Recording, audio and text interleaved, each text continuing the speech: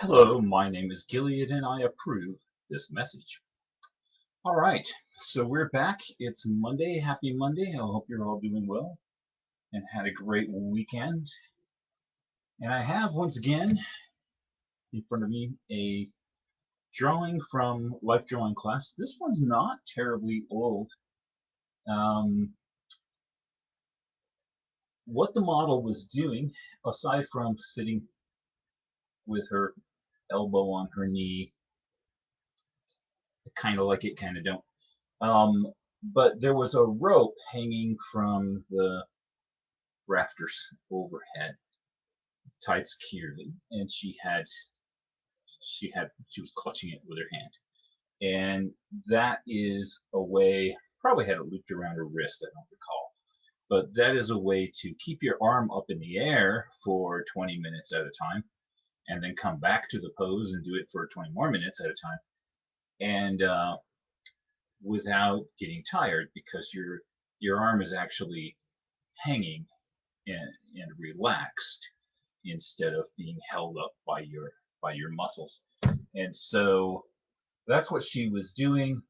The trick for the artist is don't draw the rope. Don't draw that. Use your imagination. Make it into something else.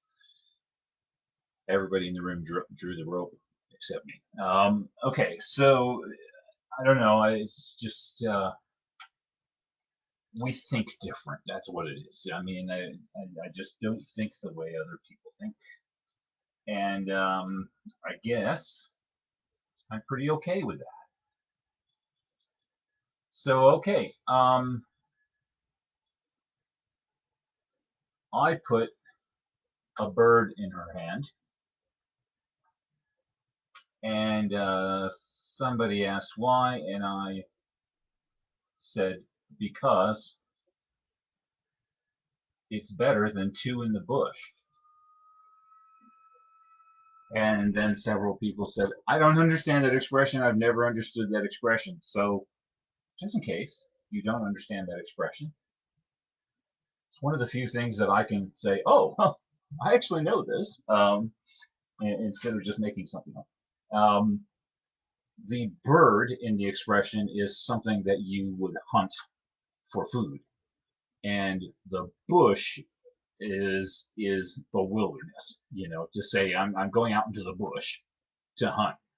Okay, so the bird that you've already caught has more value than two more in theory that you could catch. Okay, so thus the expression is used to refer to any number of other things where you're risking losing what you've got for something more that you might get or might not get. So a bird in your hand is worth two in the bush. And so that's what that is. Uh, Also, kind of doesn't work as a joke when you have to explain it. But there it is. So I drew her with a bird. It's a raven, and that means that she's magical and mystical. If it had been a parrot, she just had a pet bird, you know.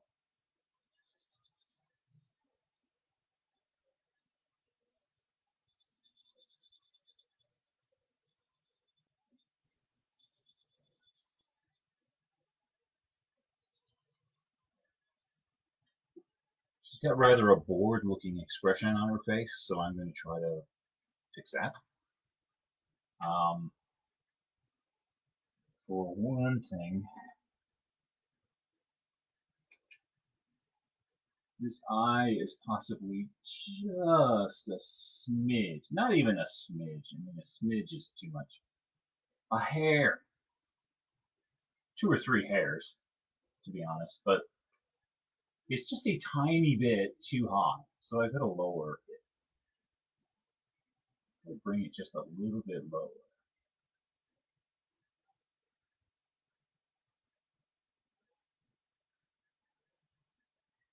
So that was only like a 16th of an inch.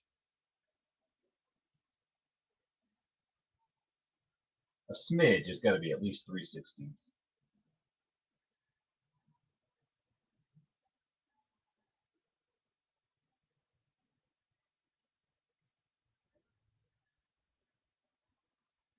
So that looks better.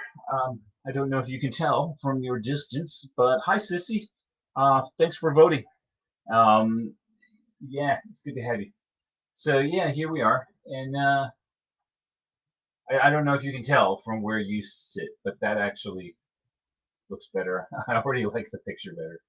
Um, Sometimes you look at you go, the face is just kind of like, ugh. And then when you really start to study it, you go, well, that eye is higher than the other eye, and it shouldn't be. And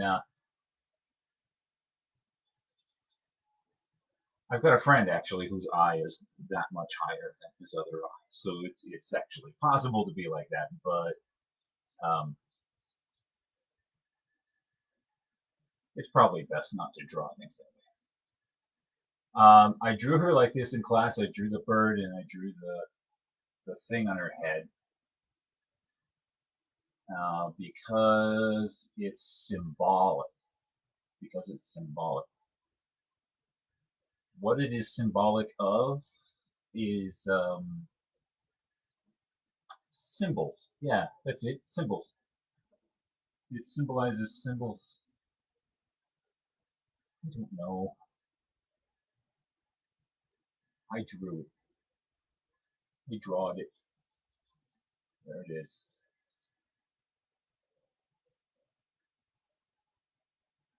She looks bored.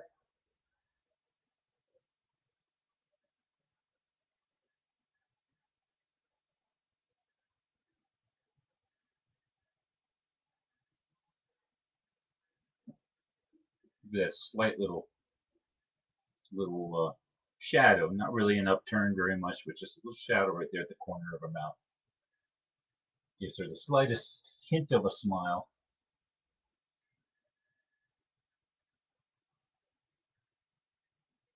We still don't know if it's a happy smile or an evil smile or she's amused with this bird,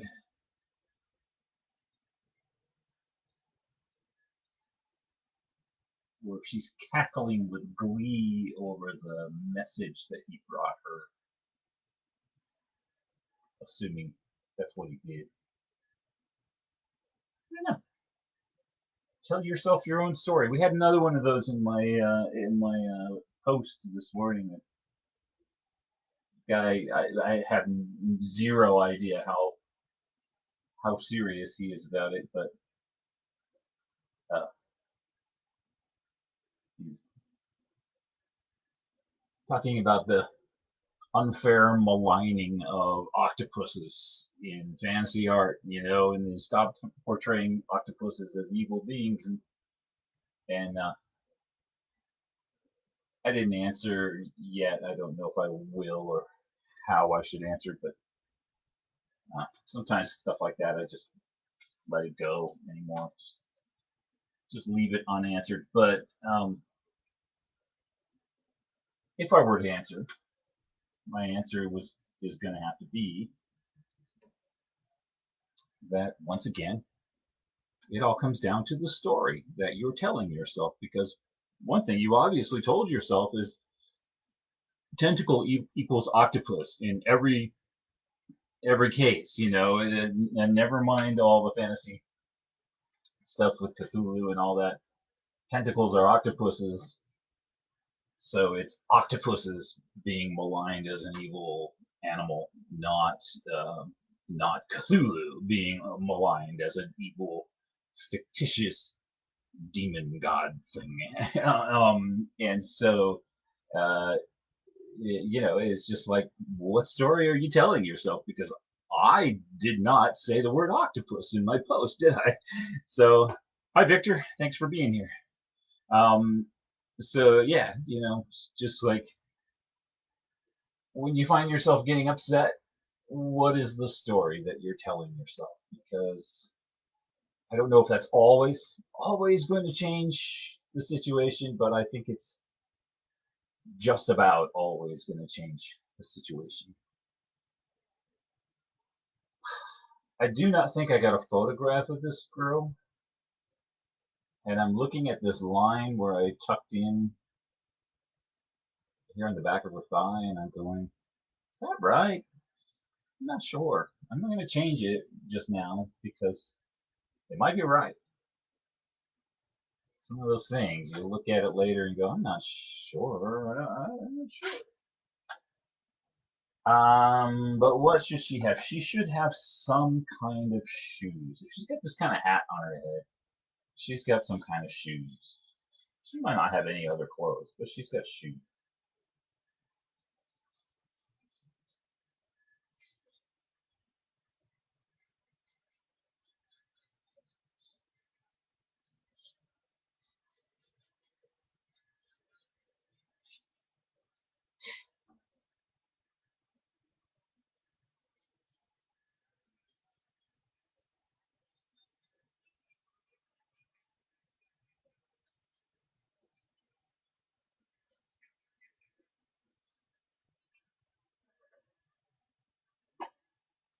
When I was younger, um, I was I was inclined to be angry. And looking back, I recognized that I was angry at nothing in the world. Okay, I was angry because my brain decided to let go of some hormones and send them through my bloodstream, and it affected me that way. Or some gland in my body was letting hormones or some chemicals through my bloodstream, and I was angry because I was angry. But then you think of things to be angry about. It's like you're wandering around going, I'm really pissed off, and it's completely irrational. So I've got to find something to be angry at. And I was often angry at the system. The system, it's rigged. The whole thing's rigged. The cops, the courts, lawyers. You can't trust lawyers. Goddamn lawyers. Crooked. The whole system's rigged. And I would say stuff like that with literally zero experience on the subject, like none at all. Like, I'd never spoken to a lawyer in my life, and if I was young enough, I had no experience with cops either. I later had experience with some cops that weren't worth having around, but even still, I,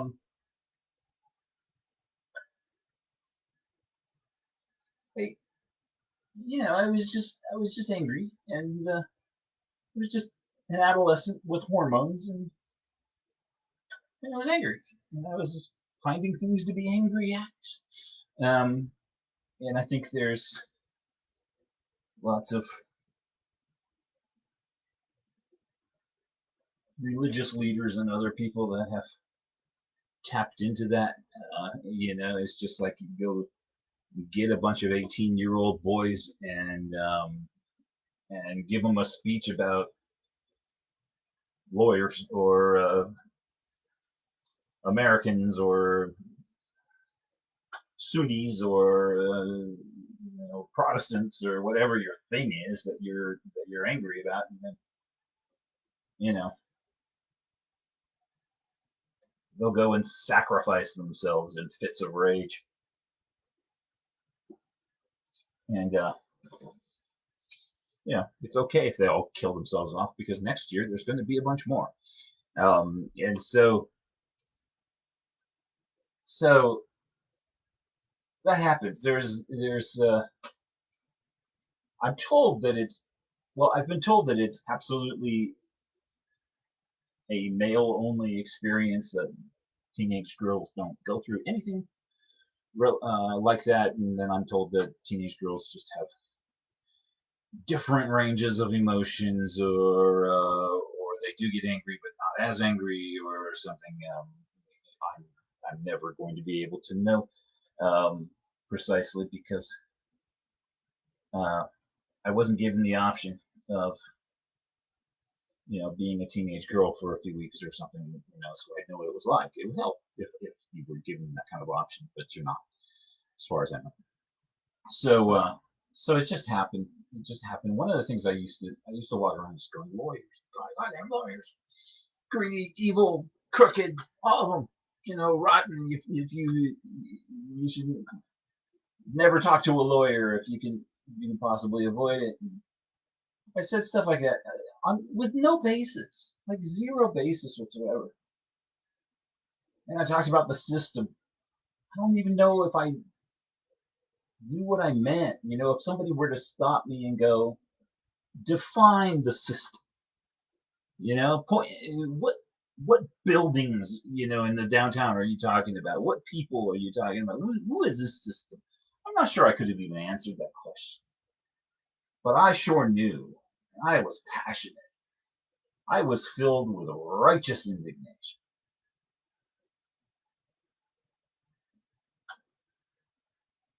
That's a thing. It's a thing about righteous indignation. It has the word righteous in it, which can kind of lead you to think, if I'm indignant enough, I'm right and you're wrong.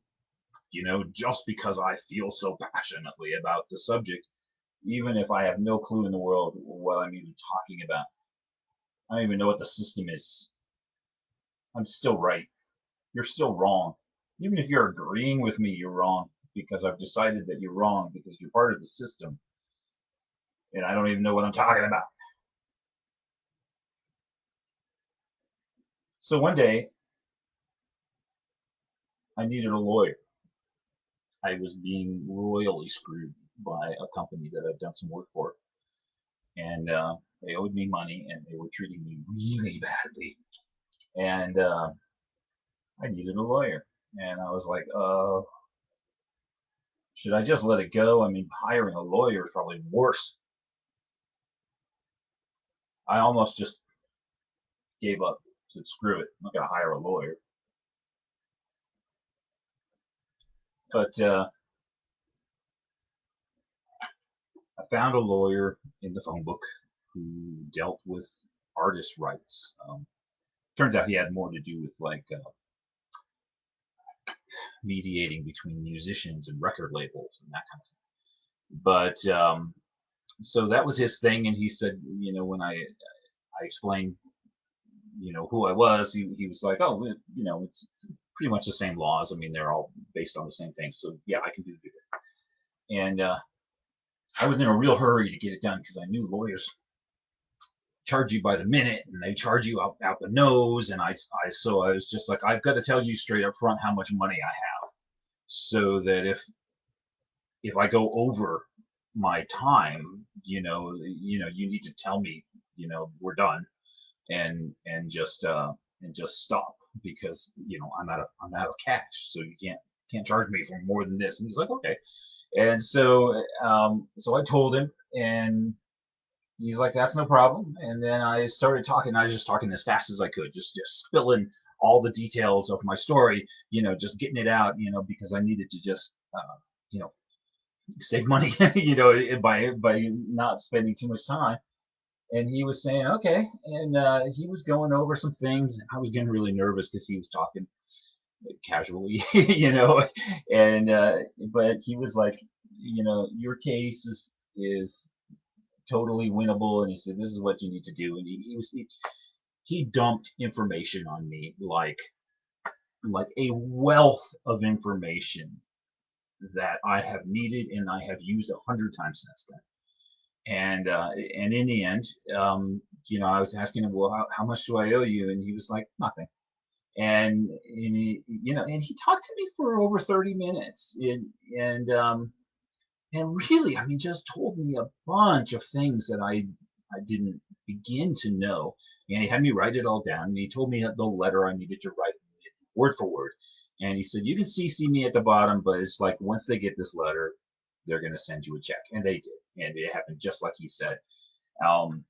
And other occasions, I used that verbiage again on people, and it worked again. And it was a valuable experience. And he didn't charge me anything. He wasn't a greedy, corrupt, evil person at all. And he was actually a really nice guy and very pleasant to talk to. And I looked back on that and said, I had this attitude, and it wasn't based on anything. It was based on things that other people had said. I was just mouthing things that other people had said. They were angry and passionate, and they said that while I was full of hormones and was angry and passionate. And so, I just like clung to that as one of the things to just point my feckless rage at, for no good reason. And I carried it, when I was even older, and had no I didn't even have the hormones probably running through my system anymore, but I was carrying this worldview, this belief, that I had built, among many other things. And I was completely and utterly wrong. And sometimes now, when people say things like, "Oh, the goddamn system," I'll try to pin them down and say, "What exactly are you talking about?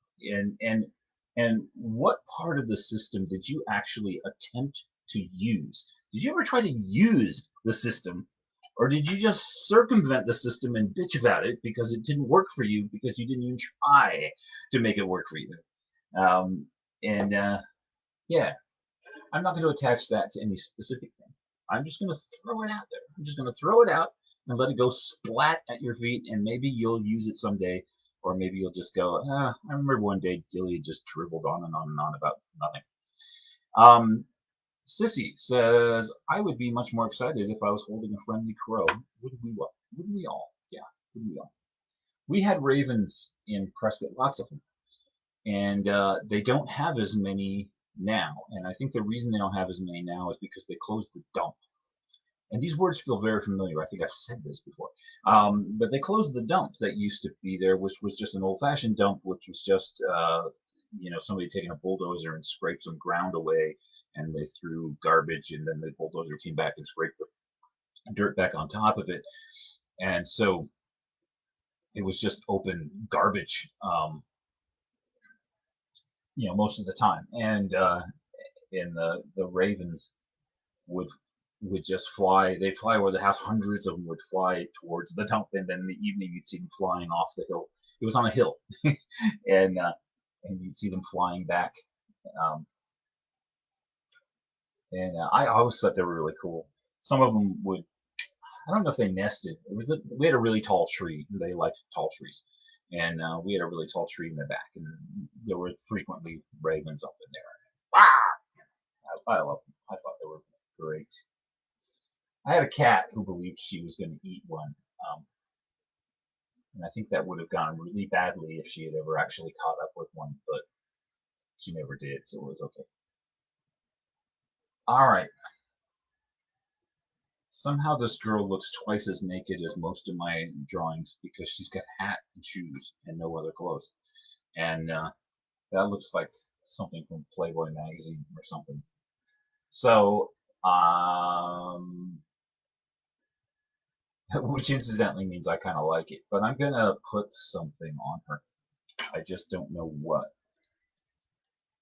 I don't know what. Something about Raven makes me think Celtic,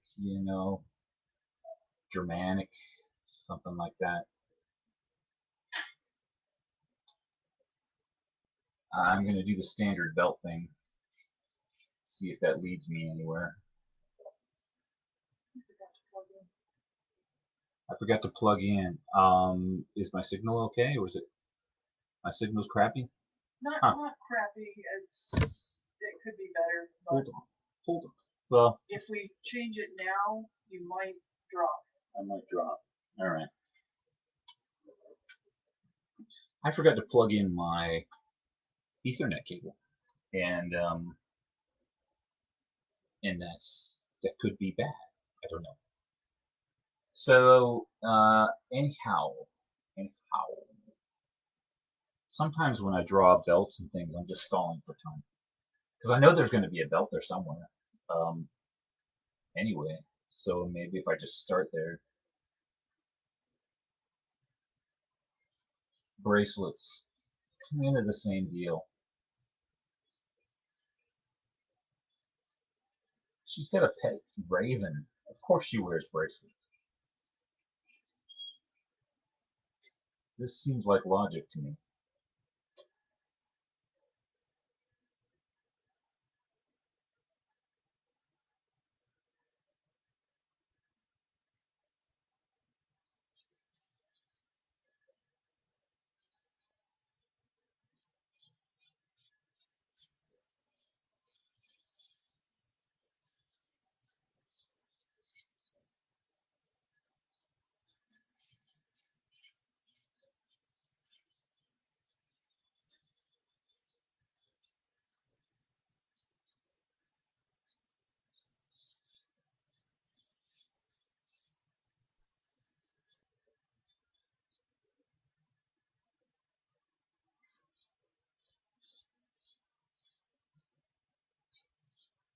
It's a dress, sort of. A dress, sort of.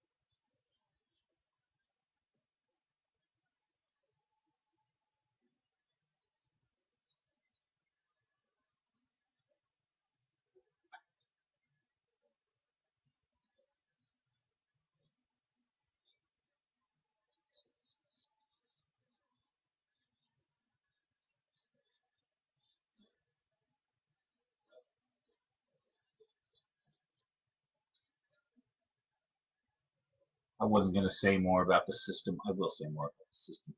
Um, there were Prescott was not so great. I mentioned encounters with cops.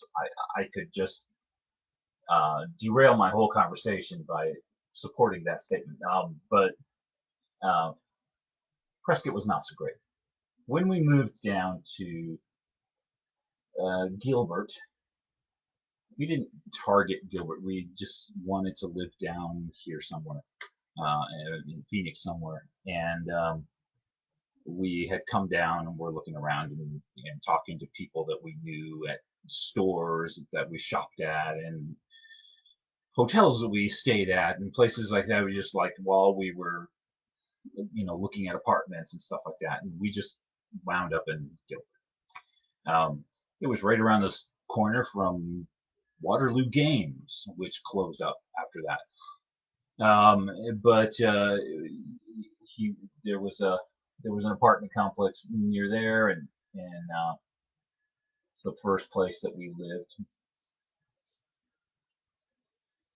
I eventually realized there's something wrong with me. I'm not a normal guy because I don't beat the shit out of my wife, and everybody I lived next door to beat the shit out of their wife. We called the cops. I don't know how many times. We also stayed in that apartment for 9 years, and all the all the adjoining apartments, like the people across the balcony from us, and downstairs from them, and downstairs from us, and next door to us, and downstairs from that. Um, those things turned over probably 20 times each in that time, and everybody that lived there, if there was a boyfriend and a girlfriend or a husband and a wife, we called the cops on them several times, some of them, and because the guy was beating the shit out of his wife, and I was always impressed with the cops. They always handled things really, really well, and that was in extreme high contrast to my experience in Prescott, where um, if you saw a cop, you were having a bad, bad, bad day, and and it was going to get worse. um, and so yeah, it was a very, very different experience, and so it's like they're all part of the system. Um, but the system is kind of a meaningless phrase. It's yeah, you know, the cops, the courts, the lawyers, the banks. It's all the system, man. The system's rigged. That is that is the ravings of a teenager who doesn't know what the fuck he's talking about. And possibly the continuing ravings of somebody who used to be a teenager who doesn't know what the fuck he's talking about and grew up to be a burned out old man, bitter and angry, and still doesn't know what he's talking about, and still keeps saying the same shit he's always said, and not stop to talk to think about the fact that he's got no basis. He's got no basis for what he's saying. And it's been a little over 30 minutes, and I don't know what all to say. I'm, I'm I've mentioned numerous times in my videos, and probably will again. I've created a triangle here. She's obviously sitting on something, which may break this line, but I think I'm going to do something to force that line. I haven't decided what she's sitting on. She's sitting on something, clearly. Her foot's up on something, and so she's sitting on something. But because there's a raven, I'm kind of assuming she's outdoors. She could be sitting on a rock or tree stump or something. But I like this triangular shape that we get from the cloth hanging down. So I think I'm going to keep most of that, and I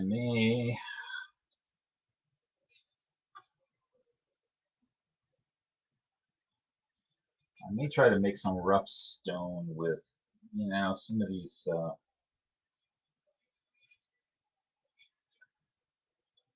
some of these kind of ancient Celtic curlicues. Ancient Celts did curlicues, which is cool because I like drawing curlicues. And I'm Celtic, and I'm starting to be kind of ancient, so it all works. Pretty much anything I do now is ancient Celtic art, so there's that.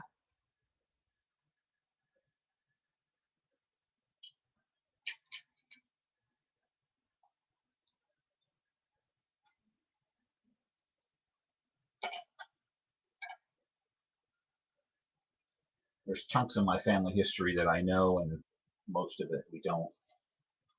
Um,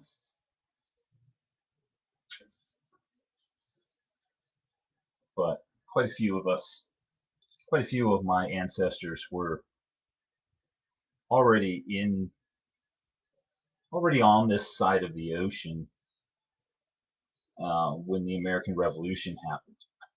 I have a powder horn in the other room that belongs to an ancestor of mine who carried that powder horn in the Revolutionary War or during the Revolutionary War. Um, he he was a draft dodger. He went up to way up into northern Maine and avoided the whole conflict. He had been a Tory, and we don't have this explicitly written down, but about the time the fighting broke out, he moved away from Massachusetts and up into practically Canada. I mean, literally feet from Canada. So like you could, uh, if the recruiters came around, which they did, um, he could like book it out the front door of his cabin and be in Canada in like minutes. So he could just run over there and go. And so and that apparently that happened. There was quite a few people who did exactly that. And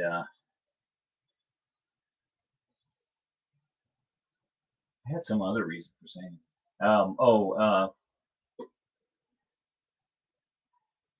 It's funny because I mean,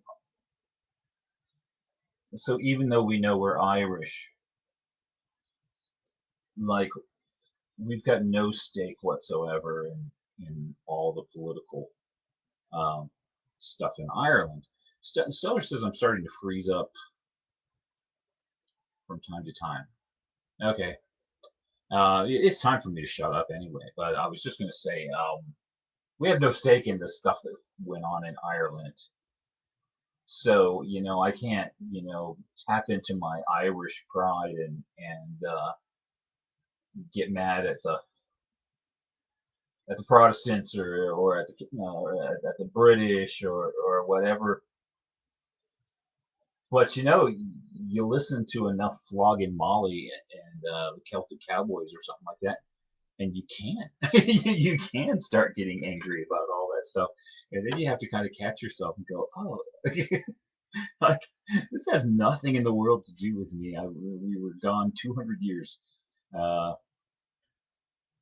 Sissy says I refreshed my page and that helped. That's interesting. I know there have been several times when people said, the picture went really bad, or I stuttered, or I froze, or stuff like that. And if I'll go play the whole video back again.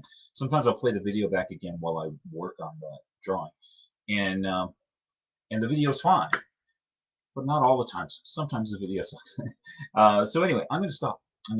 And so I will see you all tomorrow at 3 o'clock, just to be different. And yeah, today's Monday. Happy Monday, and I'll see you tomorrow at 3. Bye bye.